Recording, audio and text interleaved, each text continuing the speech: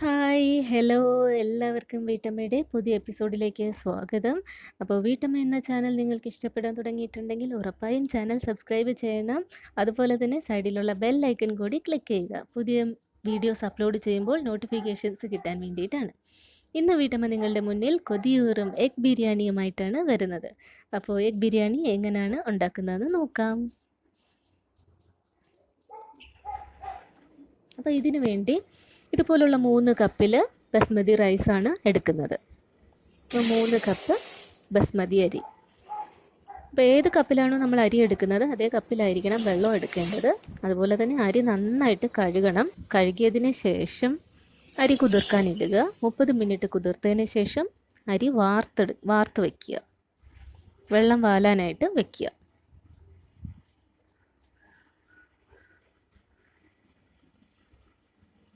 ഇനി വേണ്ടുന്നത് ഒരു വലിയ കഷ്ണം ഇഞ്ചിയാണ്. ഒരു വലിയ കഷ്ണം ഇഞ്ചി മാറ്റി വയ്ക്കുക. പിന്നെ ഒരു 6, 7, 8 പച്ചമുളക് എരിവനുസരിച്ചിട്ട് ആകാം. എഗ് ബിരിയാണിക്ക് എരിവിന് മുളകാണ് നമ്മൾ ചേർക്കുന്നത്, പച്ചമുളക്. പിന്നെ ഒരു വലിയ പിടി ചെറിയ ഉള്ളി. ചെറിയ ഉള്ളിയും എഗ് ബിരിയാണിക്ക് നല്ല ടേസ്റ്റ് കൊടുക്കുന്ന ഒരു സംഭവമാണ്. പിന്നെ ഒരു കുടം വെളുത്തുള്ളി. പിന്നെ നമുക്ക് വേണ്ടത് 2 വലിയ സവാള നീളത്തിനരിഞ്ഞത്.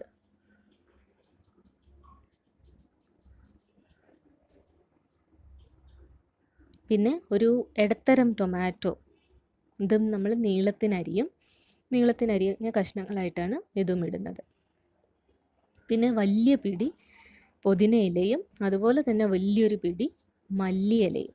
മല്ലിയിലയും പുതിനയിലയും ബിരിയാണിക്ക് ശരിക്കും ഫ്ലേവർ കൊടുക്കുന്ന 2 സാധനങ്ങളാണ്. അത് ഒരു കാരണവശാലും കുറയ്ക്കരുത്. നല്ല രീതിയിൽ തന്നെ എടുത്തോണം മല്ലിയിലയും പുതിനയിലയും. പിന്നെ വേണ്ടത് കിസ്മിസും ഉണക്കമുന്തിരിങ്ങയും അണ്ടിപ്പരിപ്പുമാണ്. അണ്ടിപ്പരിപ്പ് നമ്മൾ 50 ഗ്രാം മേടിക്കണം. 50 ഗ്രാം വറുക്കാനും അതുപോലെ തന്നെ 25 ഗ്രാം വറുക്കാനും അതുപോലെ 25 ഗ്രാം ഇതുപോലെ വെള്ളത്തിൽ കുതിർത്തിടുക. കുറച്ച് നേരം കുതിർത്തതിന് ശേഷം മിക്സിയിലിട്ട് കുറച്ച് വെള്ളം ഒഴിച്ച് ഒന്ന് അടിച്ചെടുക്കുക. പിന്നെ വേണ്ടുന്ന പൊടികൾ: മഞ്ഞൾപ്പൊടി 1/4 ടീസ്പൂൺ, മുളക് പൊടി 1 ടീസ്പൂൺ, മല്ലിപ്പൊടി 1 ടീസ്പൂൺ, കുരുമുളക് പൊടി 1/4 ടീസ്പൂൺ, ഗരം മസാല അര ടീസ്പൂൺ. പിന്നെ വേണ്ടുന്നത് 1 സ്പൂൺ നാരങ്ങ നീര്. അത് കഴിഞ്ഞിട്ട് നമ്മൾ പച്ചമുളക്, ഇഞ്ചി, ചെറിയ ഉള്ളി, വെളുത്തുള്ളി ഇതെല്ലാം കൂടി നമ്മൾ മിക്സിയുടെ ചെറിയ ജാറിലിട്ട് ഒന്ന് അടിച്ച് മാറ്റുക. അല്ലെങ്കിൽ കല്ലുണ്ടെങ്കിൽ അരകല്ലിട്ടൊന്ന് ചതച്ച് മാറ്റി വയ്ക്കുക. മിക്സിയിൽ ഒന്ന് അരയണ്ട, ഇതേ പരുവത്തിലൊന്ന് ചതച്ച് മാറ്റിയാൽ മതി. മിക്സിയുടെ ചെറിയ ജാറിലിട്ട് ചതച്ച് മാറ്റി വയ്ക്കുക. പിന്നെ വേണ്ടത് 1/4 ഗ്ലാസ് തൈര്,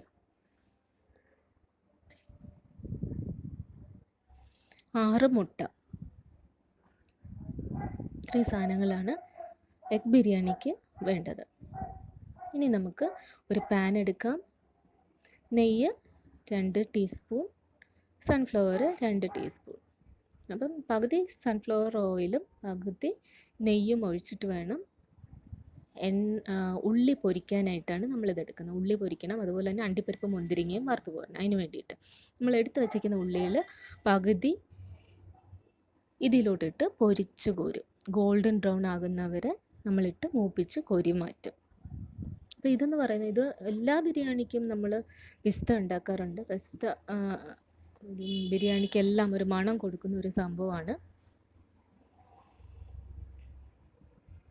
ചിക്കൻ ബിരിയാണി ആണെങ്കിലും മട്ടൻ ബിരിയാണി ആണെങ്കിലും ഗീ റൈസ് ആണെങ്കിലും ഒക്കെ നമ്മൾ ഉള്ളി ഇങ്ങനെ പൊരിച്ചെടുക്കാറുണ്ട്.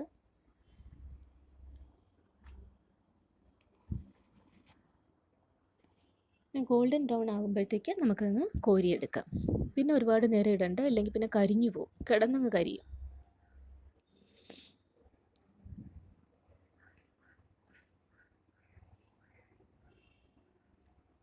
ഇത് കോരി മാറ്റിയതിന് ശേഷം നമ്മൾ എടുത്ത് വച്ചിരിക്കുന്ന അണ്ടിപ്പരിപ്പും മുന്തിരിങ്ങയും കൂടി നമുക്ക് ഇട്ട് വറുത്തെടുക്കാം.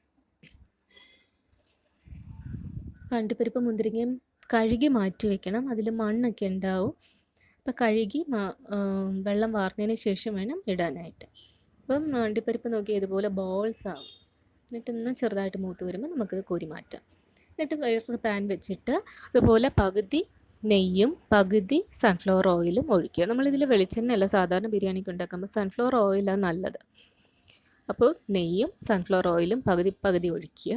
എന്നിട്ട് നമ്മൾ സാജീരകം അല്ലെങ്കിൽ ശീമജീരകം എന്ന് പറയും. ഇത് ബിരിയാണി സാധനങ്ങളൊക്കെ വിൽക്കുന്ന കടകളിൽ മേടിക്കാൻ കിട്ടും. ഇത് ബിരിയാണിയിൽ ഇടുന്ന ഒരു സൈസ് ജീരകമാണ്.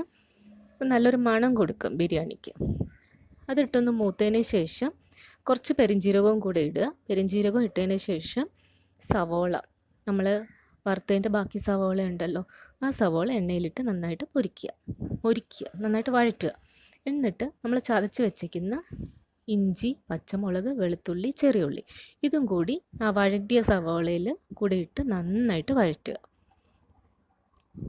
അപ്പോൾ അതിൻ്റെ പച്ച കുത്തലുണ്ട് പച്ചമുളകിൻ്റെയും ഇഞ്ചിയുടെയൊക്കെ, അതെല്ലാം ഒന്ന് മാറുന്നവരെ നന്നായിട്ട് വഴറ്റി കൊടുക്കുക.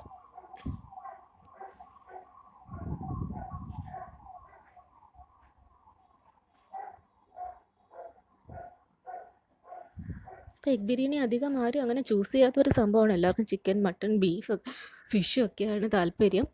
പക്ഷേ ഈ രീതിയിൽ നിങ്ങൾ എഗ് ബിരിയാണി ഒന്ന് ഉണ്ടാക്കി നോക്കൂ. എളുപ്പമാണ് ഉണ്ടാക്കാൻ. വീട്ടിലുള്ള സാധനങ്ങൾ വെച്ച് നമുക്ക് വേഗം ഉണ്ടാക്കാൻ പറ്റുന്ന ഒരു ബിരിയാണിയാണ്. ഇതൊക്കെ കണ്ടതിന് ശേഷം നിങ്ങളൊന്ന് ഉണ്ടാക്കി നോക്കുക, എന്നിട്ട് അഭിപ്രായം പറയുക. അപ്പോൾ ഉള്ളിയൊക്കെ മൂത്തിട്ടുണ്ട്. ഇനി ഇതിലോട്ട് പൊടികളിടാം. ആദ്യം മഞ്ഞൾപ്പൊടി 1/4 ടീസ്പൂൺ. മഞ്ഞൾപ്പൊടി ഇട്ട് നന്നായിട്ടൊന്ന് ഇളക്കി യോജിപ്പിക്കുക എല്ലായിടത്തും.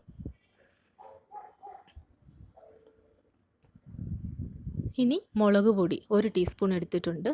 ശരിക്കും മുളക് പൊടി ചെറിയൊരു ചുമപ്പ് കളറിന് വേണ്ടിയിട്ടാണ്, ഒരുപാട് കളർ വേണ്ട നമുക്ക്. പച്ചമുളകിൻ്റെ എരിയാണ് നമ്മൾ എഗ് ബിരിയാണിക്ക് പ്രിഫർ ചെയ്യുന്നത്. എരിവിന് വേണ്ടിയല്ല, ചെറിയൊരു നിറത്തിന് വേണ്ടിയിട്ടാണ് മുളക് പൊടി നമ്മൾ ഇടുന്നത്. മുളക് പൊടി എല്ലായിടവും യോജിച്ച് കഴിഞ്ഞു. ഇനി മല്ലിപ്പൊടി കൂടി ഇട്ട് കൊടുക്കാം. മല്ലിപ്പൊടി 1 ടീസ്പൂൺ എടുത്ത് വെച്ചിട്ടുണ്ടായിരുന്നു. മല്ലിപ്പൊടിയും കൂടി ഇടുക. ഈ മസാലകളൊക്കെ ഞാൻ പറഞ്ഞു 3 കപ്പ് അരിക്ക് വേണ്ടിയിട്ടുള്ളതാണ് പറയുന്നത്. ഇനി കുരുമുളക് പൊടി 1/4 ടീസ്പൂൺ.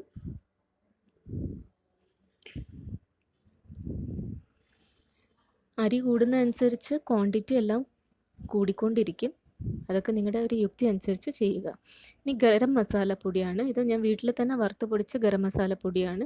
അതും കൂടി ഇട്ട് നന്നായിട്ട് ഇളക്കി കൊടുക്കുക. വേറൊരു മസാലയും, അതായത് മീറ്റ് മസാലയോ എഗ് മസാലയോ ബിരിയാണി മസാലയോ ഒന്നും ഇടുന്നില്ല. അല്ലാതെ തന്നെ നല്ല ഫ്ലേവർ കിട്ടും. ഇനി പാകത്തിന് ഉപ്പും കൂടി ചേർത്ത് നന്നായിട്ട് ഇളക്കി യോജിപ്പിക്കുക.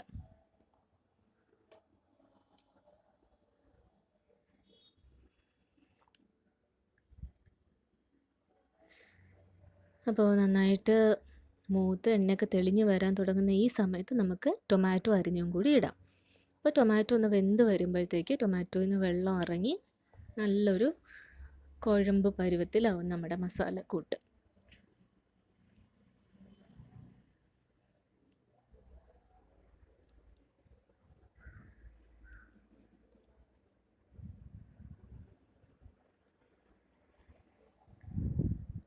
ഇനി ഈ ഒരു പരുവത്തിലാണ് നമ്മൾ മല്ലിയിലയും പുതിനയിലയും ഇടുന്നത്. 2 വലിയ പിടി മല്ലിയിലയും പുതിനയിലയും. മല്ലിയില അരിഞ്ഞതും പുതിനയിലയും നമ്മൾ ഈ സ്റ്റേജിൽ ഇട്ട് കൊടുക്കും. ശരിക്കും എഗ് ബിരിയാണിക്ക് അതിൻ്റേതായിട്ടുള്ളൊരു മണം കൊടുക്കുന്നത് ഈ മല്ലിയിലയും പുതിനയിലയും, ഈ സ്റ്റേജിൽ ചേർക്കുന്ന മല്ലിയിലയും പുതിനയിലയാണ്. അത് കാരണം നല്ല വലിയ പിടി വേണം മല്ലിയിലയും പുതിനയിലയും ഇട്ട് കൊടുക്കാനായിട്ട്. അപ്പം അതിട്ട് നന്നായിട്ട് ഇളക്കി യോജിപ്പിക്കുക. നന്നായിട്ട് വാടി കഴിയുമ്പോൾ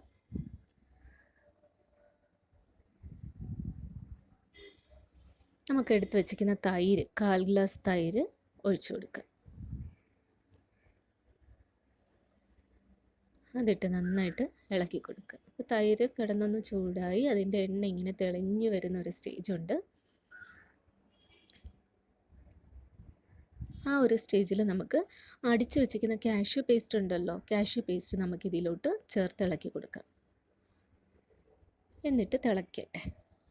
കാഷ്യൂ പേസ്റ്റും കൂടെ ചേർത്ത് ഇളക്കിയ ഈ ഒരു പരുവത്തിൽ നമുക്ക് ലെമൺ ജ്യൂസും കൂടി ആഡ് ചെയ്ത് കൊടുക്കാം.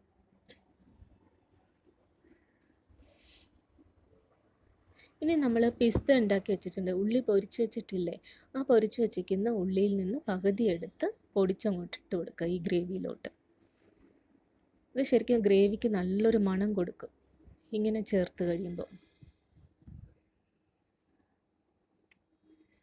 ഇനി നമ്മൾ എടുത്ത് വെച്ചിരിക്കുന്ന 6 മുട്ടയിൽ നിന്ന് 3 മുട്ട, അപ്പോൾ 2 മുട്ട മതിയെങ്കിൽ 2 മുട്ട മതി. അപ്പോൾ അത് നമ്മൾ നന്നായിട്ട് കൈ കൊണ്ട് ഇങ്ങനെ ഒന്ന് ഉടച്ചു കൊടുക്കുക. ഒരുപാട് അങ്ങ് പൊടിക്കണ്ട, ചെറുതായിട്ടൊന്ന് ഉടച്ചു കൊടുക്കുക. എന്നിട്ട് ഇത് നമ്മൾ ആ ഗ്രേവിയിലോട്ട് അങ്ങ് ഇട്ട് കൊടുക്കുക. അയ്യെന്നൊന്നും വിചാരിക്കേണ്ട, മുട്ടയുടെ മഞ്ഞയുടെ മണം വരുമോ അങ്ങനെ ഒന്നുമില്ല.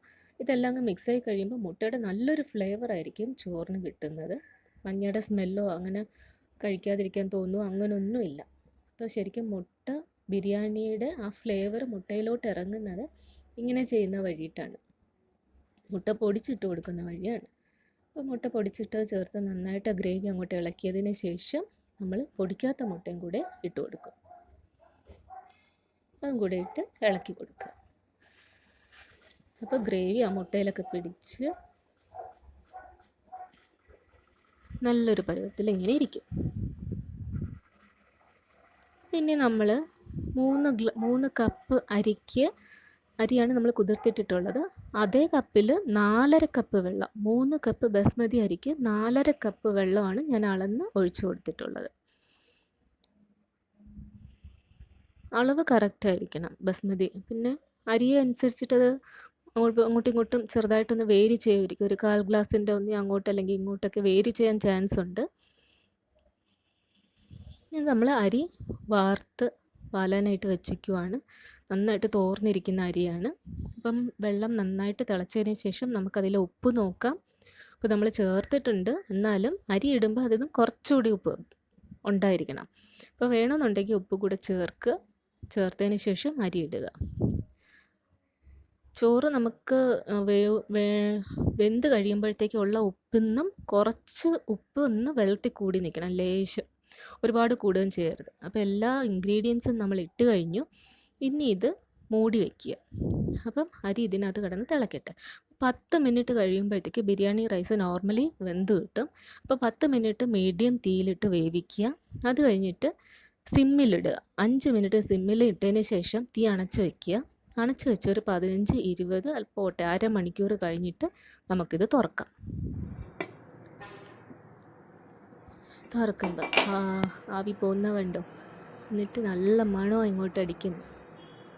നമ്മുടെ എഗ് ബിരിയാണി റെഡിയായി കഴിഞ്ഞു.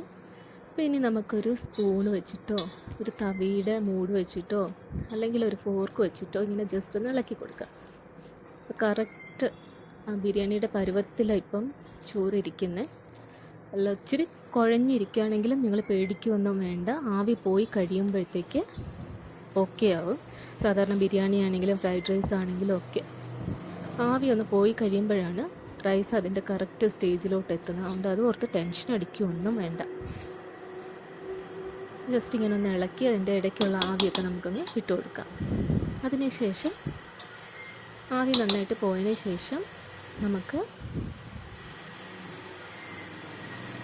ഒരു 10-15 മിനിറ്റ് കഴിഞ്ഞിട്ട് നമുക്ക് സെർവിങ് ബൗളിലോട്ട് മാറ്റാം. സെർവിങ് ബൗളിൽ മാറ്റി കഴിഞ്ഞതിന് ശേഷം നമുക്ക് ഗാർണിഷ് ചെയ്യേണ്ട ഒരു പരിപാടിയും കൂടി ഉണ്ട്. അതായത് നമ്മൾ മാറ്റി വെച്ചിരിക്കുന്ന മല്ലിയില, പുതിനയില, അണ്ടിപ്പരിപ്പ്, മുന്തിരിങ്ങ ഇതെല്ലാം കൂടെ അതിൻ്റെ മേളിലോട്ട് വെതറി ഗാർണിഷ് ചെയ്യുക. എഗ് ബിരിയാണി, കൊതിയൂറും മണമൂറും എഗ് ബിരിയാണി റെഡി.